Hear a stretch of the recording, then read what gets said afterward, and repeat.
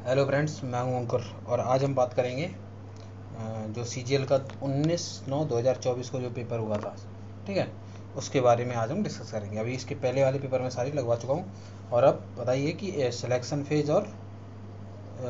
Phase and CGL दोनों ही अब तो सबके ही आ गए, सीएचएसएल एंड एमटीएस, है ना, एनटीएस सबके। तो अब क्या है कि आप कॉन्सेप्ट के साथ साथ प्रीवियस ईयर पेपर भी लगाना है शुरू करो, ठीक है। तो मैं टाइम वेस्ट ना करते हुए मैं ये 2024 का पेपर लगा रहा हूँ, 19 तारीख का सेकेंड मीटिंग वाला, ठीक है। ये मैंने गगन सर के चैनल से ये पीडीएफ ली है, ठीक है। चलो हम लोग आगे चलते हैं मैथ वाले सेक्शन पे। तो ये रहा, ठीक है। तो पहले ही क्वेश्चन है कि एक जो बल्लेबाज है उसके 20 मैचों में जो औसत स्कोर है 15 है और 25 मैचों में औसत स्कोर 24 है। यानी 20 मैचों में है 15 यानी कि ओवरऑल स्कोर उसका कितना है 300, और अन्य जो 25 मैच हैं उसमें उसका 24 है। तो 25 को 100, 25 10 60 600, यानी कि उसका अन्य 25 में ओवर टोटल स्कोर 600 है। सभी 45 मैचों में औसत स्कोर, तो इनको जोड़ लेते हैं 900 और डिवाइड कर देंगे कितने 45, तो 20 आ गया, ठीक है। 20 औसत स्कोर आ गया। नेक्स्ट पे चलते हैं, अधिकतम और न्यूनतम बिक्री का माध्य कितना है। अधिकतम बिक्री हमारी 2022 में हुई है 584 और न्यूनतम बिक्री 2018 में हुई है 205। और माध्य निकालने के लिए अपॉन 2 कर दो, 5 4 9 8 और 5 2 7, 789/2, 2 3 जा 6 और 2 6 जा 18, 2 4 जा 8, 3 2 3 जा 2 9 जा 80, सॉरी 394.5, ठीक है। तो नेक्स्ट चलते हैं हम लोग। ए और बी एक काम को 12 दिन और 16 दिन में कर सकते हैं, ठीक है। ए 12 दिन में कर सकता है, बी 16 दिन में कर सकते हैं। एलसीएम कितना होगा 48, 12 चौक 48, 16। ये दोनों की एफिशिएंसी आ गई, ठीक है, ये एफिशिएंसी आ गई। वे 6 दिन तक एक साथ काम करते हैं, उनकी टोटल एफिशिएंसी 7 है और 7 के साथ वो 6 दिन तक काम करते हैं, यानी 6 दिन में उन्होंने कितना काम कर लिया 42 है 42। कितना काम शेष रहेगा, जो 48 था 42 कर लिया, बचा कितना 6 काम बचा, किस में से 48 में से, तो 1/8 काम बचा हुआ है, ठीक है। नेक्स्ट हम लोग चलते हैं। एक चोर को एक पुलिसकर्मी 200 मीटर की दूरी से देखता है, ठीक है। मान लो यहाँ पे है पुलिस वाला, यहाँ है थीफ, इसको 200 मीटर की दूरी से देखता है, यानी इनके बीच की डिफरेंस 200 मीटर। और यदि चोर की चाल 9 किलोमीटर प्रति घंटा और पुलिस की चाल 10 किलोमीटर प्रति घंटा है, तो चोर पकड़े जाने से पहले कितनी दूरी भागेगा। देखो स्पीड मान लो, ये यहाँ पे थीफ की, यहाँ पुलिस की। थीफ की चाल कितनी है 9 किलोमीटर प्रति घंटा और पुलिस की कितनी है 10। तो जितनी स्पीड होती है सेम रेशियो डिस्टेंस का भी होता है, 9:10 ही होगा, ठीक। और दोनों का गैप कितना है, एक दे रहा है और एक एक्चुअल में कितने यूनिट के बराबर है 200 के। तो चोर कितना भागेगा 9 2 जा 18, यानी 1800 मीटर या फिर 1.8 किलोमीटर, ठीक है। ये कह रहे हैं 2 sin theta plus 3 cos theta का अधिकतम मान। तो a sin theta plus b cos theta, इसका अधिकतम मान क्या होता है √a² प्लस b², यानी कि √2 का स्क्वायर 4, 3 का स्क्वायर 9, √30, ठीक है। ये पाई चार्ट दिया गया है, कह रहा है क्लास 8th में अगर 600 विद्यार्थियों को प्रवेश दिया गया है, क्लास 8th यानी 15% का मतलब आपको 600 यूनिट दिया गया है, 600 दिया गया। तो 12 की तुलना में कक्षा 10 में कितने विद्यार्थी अधिक थे, 12 में है 18 और 10 में है 25, यानी गैप कितने का 7%, यानी 15% 600, तो 1% की वैल्यू 40 हो गई। और हमसे कह रहा है कि कितने अधिक थे, यानी गैप पूछा है 7%, तो 7% की वैल्यू 7 4 जा 28, यानी 280। नेक्स्ट पे चलते हैं हम लोग। नेक्स्ट हमारा है 1997 से 2000 तक डिपार्टमेंटल स्कोर के वास्तविक लाभ में कितने प्रतिशत की वृद्धि हुई। 1997 से 200, यानी कि इनका और इसका निकालना है। तो 135 115, 35 15 50 और 200 250, इधर लिख लेता हूँ 250, 916 160, यानी कि 6 0 6 5 11 3 यानी यहाँ पे उसकी वृद्धि हुई है 410, मैं इधर लिख देता हूँ। और 2012 की बात की जाए, वो 2000 की बात की जाए, 150 180 330 330 और 210 230 3 4 440, यानी यहाँ पे 34, यहाँ पे उसकी हुई है 770। कह रहा है कितने प्रतिशत की वृद्धि हुई, तो वृद्धि एक्चुअल में कितनी है है 0, 7 में से 1 गया 6, 7 में 6 गया 360 की वृद्धि हुई है। कितने पे? 410 पे। परसेंटेज निकालने के लिए 100 से मल्टीप्लाई, इन 0 से 0 चले जाएंगे, यानी 3600 को हम लोग डिवाइड करेंगे 41 से, 4 ने 36, 9 से होगा नहीं, 8 से, 8 एक बार 8 चौको 32, 360 में 328 जाएगा तो 32 बचेगा। 41 अगर 40 होता तो 8 कंप्लीट चला जाता, 7 बार जा रहा है और ये एक ही ऑप्शन में है 87, तो ये हो गया इसका ऑप्शन। ठीक है। एक चतुर्भुज P Q R S O वृत्त वाले केंद्र वाले वृत्त में इस प्रकार स्थित है। पी क्यू व्यास है, पी क्यू डायमीटर दिया है। ठीक है, मान लो ये है पी क्यू, और फिर हम चतुर्भुज निकाल एक सेकेंड,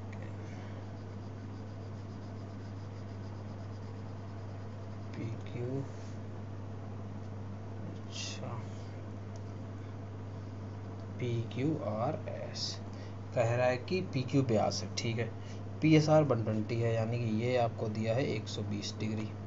तो क्यू पी आर की वैल्यू, क्यू पी आर यानी कि ये वैल्यू निकालिए। देखो चतुर्भुज, चक्री चतुर्भुज, एक त्रिभुज के अंदर बने हुए चतुर्भुज कैसे होते हैं? चक्री चतुर्भुज, इनका आमने सामने का सम 180 होता है। अगर ये 120 है तो ये कितना होगा?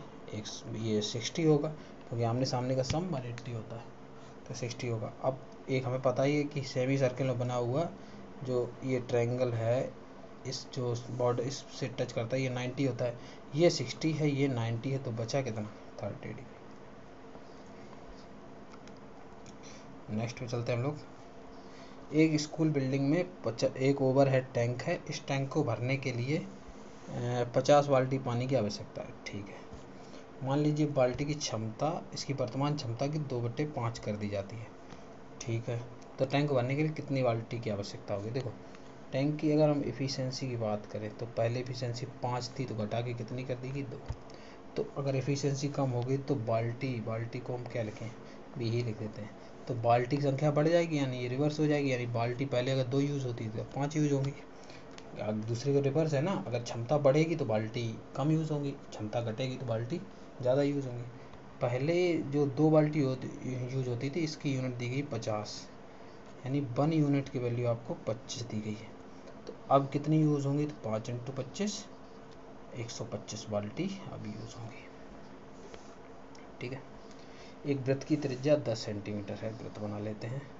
एक वृत्त की त्रिज्या 10 सेंटीमीटर है। ठीक है, ये है मान लो त्रिज्या, ये 10 है। इसकी केंद्र से लंबा दूरी, ओके, जीवा से केंद्र की लंबा दूरी, यानी ये 6 है, तो जीवा की लंबाई यानी यहाँ से यहाँ पहुँचा गया, तो ये 10 6, तो सीधी सी बात ये कितना बचेगा? 8। 8 जब ये है तो पूरा 8 × 2, यानी कितना होगा? 16। अगला क्वेश्चन, दोनों वर्षों में S2 की कुल बिक्री, यानी S2 यानी ये, एक मिनट, S2 यानी कि ये 160, और S5 की कुल बिक्री, S5 यानी कि ये 140, दोनों का अनुपात पूछा, इनका अनुपात निकाल लो। 0 से 140, तो 8:7 हो गया। ठीक है,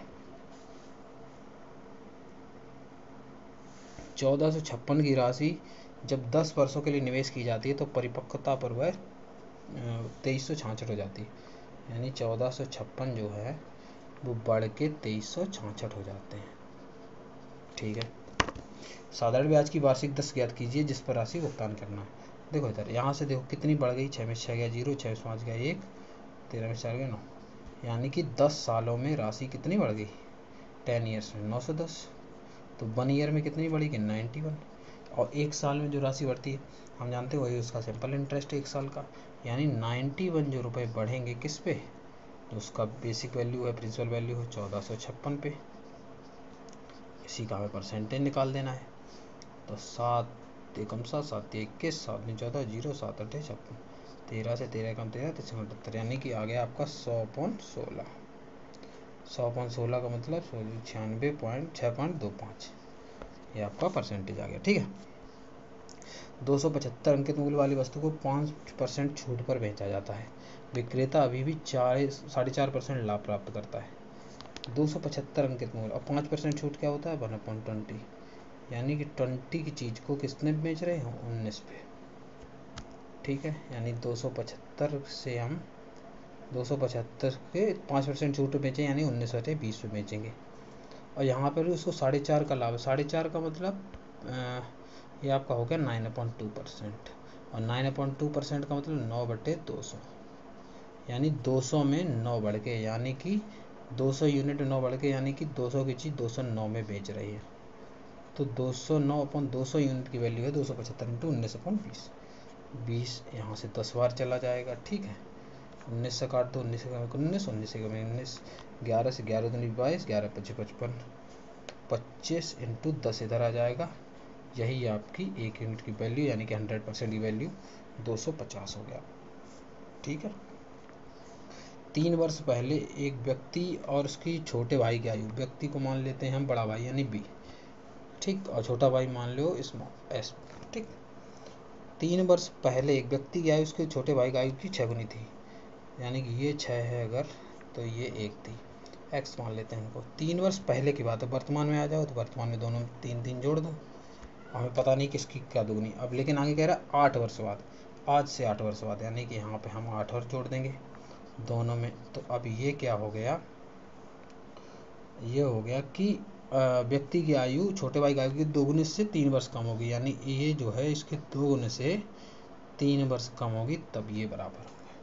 ठीक है, तो यहाँ से 6x + 11, 6x + 11 = x + 8 3 11, यानी कि 2x + 11 दूनी 22 -3, 6x 2x इधर ले आओ, 4x की वैल्यू 22 - 3 19, और 11 उधर जाएगा तो -11, 4x = 8, x की वैल्यू 2।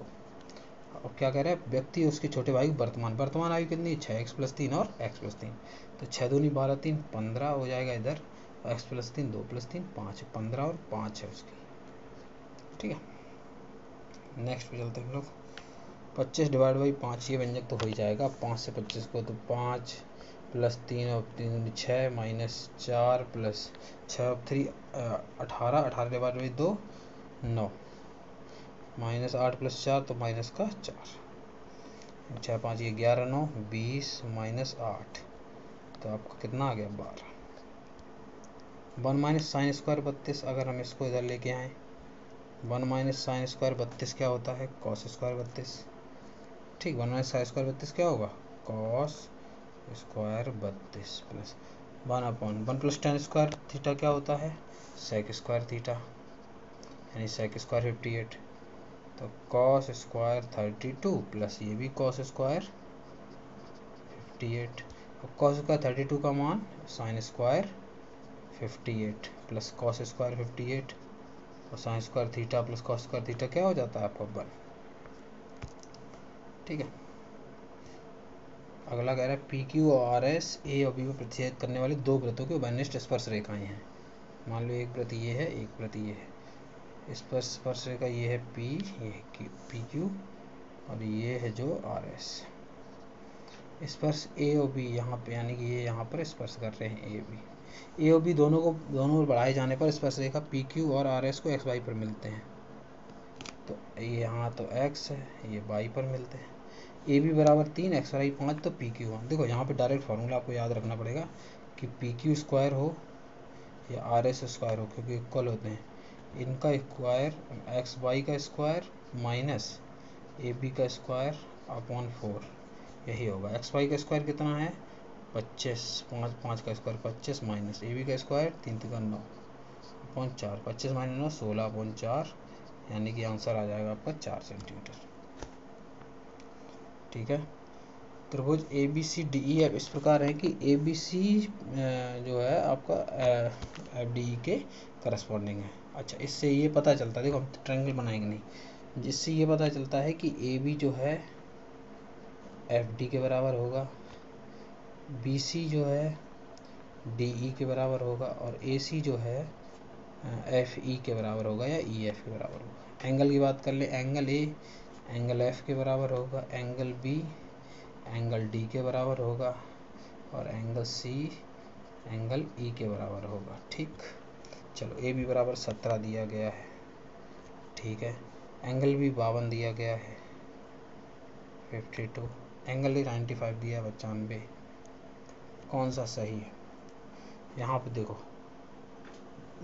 अगर ए बी जो है 95 5 2 7 9 5 13 100 9 5 14 147 है, तीसरा एंगल कितना बचा 33। तब एंगल सी की बात करो चाहे एंगल ई की बात करो, दोनों ही 33 होंगे। ठीक है। अच्छा, अब ए बी बराबर अगर 17 के बीच बात की जाए तो ए बी का इक्वल डी एफ है, तो डी एफ भी 17 होगा। ठीक है, 17 डी एफ भी 17 और ई 33 यहीं पे है, बाद बाकी किसी पे नहीं है। ठीक है। दो संख्याएं ए बी सी डी कौन सी 11 से विभाज्य नहीं है? 11 से विभाज्य नहीं है, चेक कर लेते हैं। हमें ऑड प्लेस चाहिए, यानी यहाँ पे 2 7 10 1 11, 2 1 3 7 2 सॉरी 7 2 10 कैसे कह दिया मैंने, 7 2 9 1 10 माइनस 2 1 3 7 10, ये तो 0 हो गया, यानी कि ये विभाज्य है। अगले में चेक कर लेते हैं, 2 7 9 माइनस 1 7 8 1 9, ये भी विभाज्य है, ये भी हो गया, यानी कि ये तो आंसर नहीं होंगे। यहाँ पे 4 6 10 6 16 माइनस 4 1 5 16 माइनस 5 11, ये 11 से मतलब ये 11 की डिविजिबिलिटी रूल क्या कहती है, या तो 0 आए या 11 का डिविजिबल आए, तो ये भी हो जाएगा। डी की बात कर लेते हैं, 8 1 9 5 14, ठीक, 8 1 9 5 14 6 4 10 17, बस ये है। यहाँ पे ना 0 आएगा ना 11 का मल्टीपल आएगा, इसलिए डी से डिवाइड है। ठीक है। एक बेलन की त्रिज्या आधार त्रिज्या 10.5 है, यानी कि 21/2 है, और वक्रपृष्ठ का क्षेत्रफल इतना है। बेलन की आधार त्रिज्या की अगर हम बात करें, बेलन की आधार त्रिज्या की बात करें तो इतना है, वक्रपृष्ठ का क्षेत्रफल 2πr/h, 2πr/h, ये आपको 792 दिया गया है। तो 2 इंटू 2π/7, एक काम करते हैं, हमें आगे h की ज़रूरत तो पड़ेगी ही,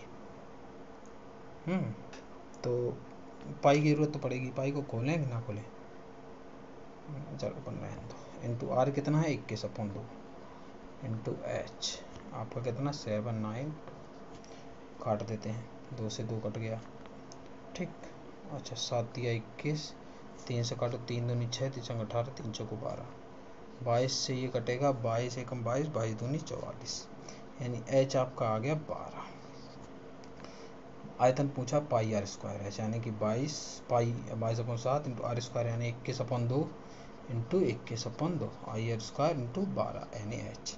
तो 2 दूनी 4 दिया, 12 3 बार चला गया, 7 दिया 21, तो 22 दिया 66 है, 21 में 21 दिया 3 3 3 में 6 63 है। ठीक, 66 को 63 से मल्टीप्लाई, 18 3 18 1 19 36 36 3 39, 8 9 6 15 9 1 10 11 3 1 4, 4158 इसका आंसर बन गया। ठीक है। नेक्स्ट पे चलते हैं हम लोग।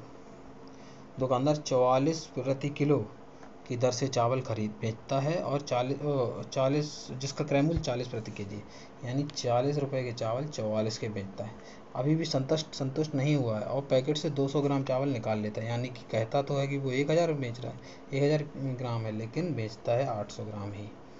कुल प्रतिशत लाभ 8000 लिख दिया, कुल प्रतिशत 2 0 से 2 0 चलेगी, 1 से ही चला गया, 4 8 32, ये 44, अगर हम इसको 8 से 4 से काटें, 4 8 32, 4 गया, यानी 3 रुपये का प्रॉफिट, 3 यूनिट का प्रॉफिट हुआ किस पे 8 पे, इंटू 1/8 होता है 12.5%, 3/8 37.5%। ठीक है। नेक्स्ट क्वेश्चन आ गया 1 minus sine 2t upon 1 plus sine 2t into cos T plus, ये क्वेश्चन, ऐसे क्वेश्चन एक आध जरूर होते हैं जो आपका टाइम पेपर में खाएंगे ही खाएंगे, क्योंकि यहाँ पे क्या होता है, देखो यहाँ पे 1 माइनस साइन 2t बताओ क्या है, इसको हम पहले 1 minus sine 2t, 1 minus sine 2t, यहाँ पे वो लगाएंगे आइडेंटिटी कौन सी, देखो सब टी में है, तो यहाँ पे 1 को हम क्या लिख लें, इसको हम लिख लेते हैं cos square T plus sine square T, minus sine 2t को क्या लिख देंगे 2 साइन टी और कॉस टी, सी टी कर देता हूँ। ठीक, 1 माइनस साइन 2t, ठीक, इसका मतलब 1 माइनस साइन 2t आपका हो गया cos T minus sine T का होल स्क्वायर। देखो ये sine T minus cos T का भी होल स्क्वायर हो सकता है, क्योंकि माइनस कॉमन ले लो, माइनस का स्क्वायर प्लस ही रहेगा, तो कॉस टी, क्योंकि हम यहाँ इसलिए चल रहे कि यहाँ cos T minus sine T इधर देखो है, इसलिए cos T minus sine T का होल स्क्वायर ले रहे हैं। अब यहाँ पे देखो 1 माइनस साइन टू टी की जगह क्या रखेंगे, cos T minus sine T का होल स्क्वायर। तो इसकी जगह आ जाओ, तो cos T minus sine T को एस टी लिख देता हूँ, साइन टी का whole square. Similarly 1 plus sine two T है तो ये कॉस टी यानी C T plus sine T यानी एस टी का होल स्क्वायर हो जाएगा। यहाँ पे क्या है सी टी प्लस, मतलब मैं शॉर्ट में कर दे रहा हूँ, sine T upon C T minus S T. ठीक है, इससे देखो एक ये चला गया, इससे ये चला गया, बचा ऊपर cos T minus sine T S T upon cos T plus sine T S T. अब देखो ये दोनों में से कॉस कॉमन ले लो, क्योंकि हमें टेन दिख रहा है तो साइन टी अपन कॉस टी लाना है, कॉस्ट कॉमन ले लो तो कॉस दोनों ऊपर आके कट जाएंगे। तो यहाँ 1 माइनस साइन टी अपन कॉस टी टेन टी अपन यहाँ से भी बाहर चला जाएगा, साइन टी अपन कॉस टी तो टेन टी। तो ये आपका आंसर हो गया। ठीक है, कह रहा है कि x प्लस 1/x बराबर 7, तो x माइनस 1/x कितना होगा। तो इसका तो सीधा वही फार्मूला होता है कि x माइनस 1/x सिमिलर है तो क्या पी स्क्वायर यानी कि 49 minus 4 P square minus 4 under 45 9×45 3 बाहर आ जाएगा 3√5। एक वस्तु की कीमत लगातार 2 बार बढ़ाई जाती है, अंतिम कीमत 2295 है। यानी कि कोई वस्तु है वो 1000 रुपये की है, मतलब प्रारंभिक कीमत, और 2295 हो गई। कितनी बढ़ गई, यानी 1295 बढ़ गई, यानी अपने से 129.5% बढ़ गई। सही बात है, क्योंकि 1295 पौन 1000 इंटू 100 करेंगे तो अपने से 1000 की चीज़ 129.5% बढ़ गई। कहाँ से आया तो मैं निकाल के ही दिखा देता हूँ, 1295 अपॉन 1000 इंटू 100, यहाँ से आया। कितनी बढ़ गई, 129.5। अब ऐसे क्वेश्चन को आप एक्स मान के करो तो हो तो जाएगा, लेकिन टाइम ज़्यादा खाएगा। लेकिन यहाँ पे एक स्मार्टनेस कर सकते हैं हम लोग, जैसे कि हम 35 लेते हैं, जैसे 35 कह रहा है कि दूसरी बार कितने में कीमत मतलब कितनी वृद्धि हुई। दूसरी बार जो वृद्धि है पहले की वृद्धि से दोगुनी है। यहाँ सक्सेसिव डिस्काउंट लग रहा है, सक्सेसिव डिस्काउंट फार्मूला क्या होता है, X plus Y plus X Y upon 100। सही बात है। ठीक है, जो कह रहा है कि पहली बार की वृद्धि से दोगुनी थी दूसरी वाली, यानी कि और दूसरी बार की पूछी गई, यानी कि अगर ये 35 है तो इससे पहले वाली 17.5 रही होगी। ठीक, मैं 17.5 नहीं, मैं 18 मानूंगा। 18 और 35 पे हम लोग सक्सेसिव लगाते हैं, क्या 129.5 पर आसपास पहुंच रहे हैं, क्योंकि ये ऑप्शन से करने वाला ज़्यादा अच्छा है। तो 35 18 5 8 3 1 4 1 5 53 है ना, 53। अब यहीं से पता चल जाना चाहिए कि ये कितना भी बढ़ेगा 129 तो नहीं पहुंचेगा, डबल भी नहीं होगा, 1-2 और बढ़ जाएगा। इसका मतलब यहाँ से 35 कतई नहीं होगा। फिर भी देख लेते हैं, 8 5 53 प्लस अगर हम इसको और मल्टीप्लाई करेंगे तो 18 पंचे 90, 18 54 9 63, यानी 6 के आसपास बढ़ जाएगा, यानी लगभग 59 या 60% के आसपास हो जाएगा।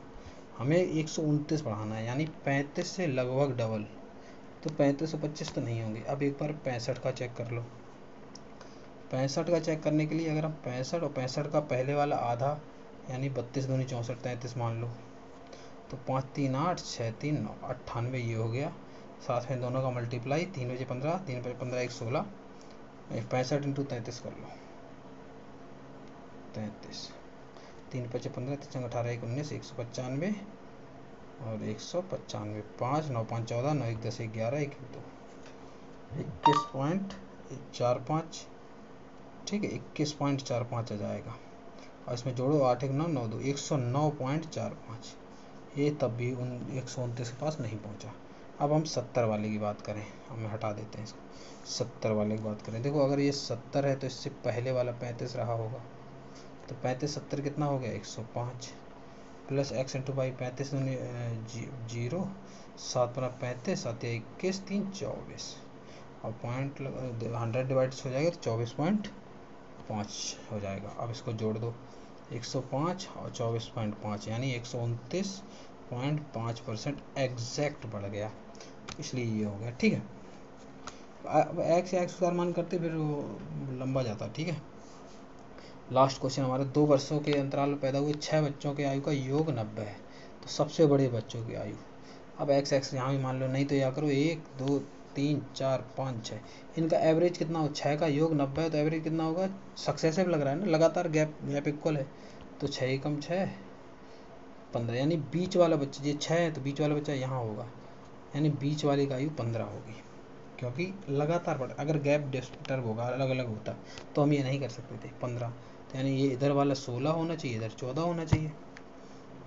तो अब ये 16 है तो ये 18, 2 साल बढ़ गए, ये 20, 14, ये तो 12, ये 10, अगर सबसे छोटी पूछी जाती 10, सबसे बड़ी की पूछी गई है 20, इसलिए इसका आंसर 20 हो गया। ठीक है, चलो ये हो गया हमारा सॉल्यूशन। उम्मीद करता हूँ सॉल्यूशन पसंद आया होगा, तो मिलते हैं नेक्स्ट वीडियो में। वीडियो पसंद आए वीडियो लाइक करो, चैनल सब्सक्राइब करो, और आप रेगुलर रहेंगे। मॉक लगाना बहुत ज़रूरी है और प्रीवियस ईयर तो बहुत ही ज़्यादा ज़रूरी है। ठीक है, ओके, बाय बाय।